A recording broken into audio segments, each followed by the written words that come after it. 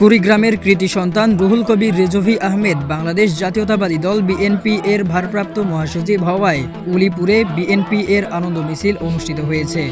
BNP এর সহ সাংগঠনিক সম্পাদক আব্দুল খালেক এর নির্দেশে শুক্রবার ২১ আগস্ট বিকেলে উপজেলা বিএনপি ও অঙ্গ সহযোগী সংগঠনের ব্যানারে একটি আনন্দ মিছিল বের হয়ে পৌর শহরের বিভিন্ন সড়ক প্রদক্ষিণ করে।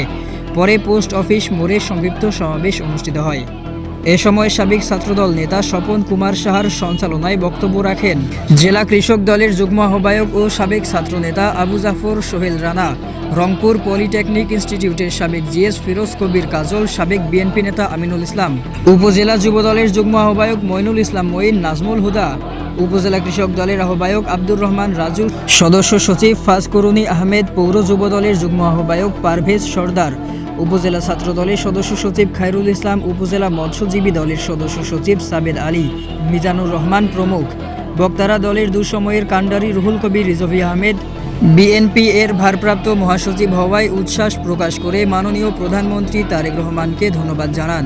মহাসচিবের দায়িত্ব পাওয়ায় কুড়িগ্রামের মানুষের জন্য গৌরবের বিষয় বলেও মন্তব্য করেন উপস্থিত নেতাকর্মীরা।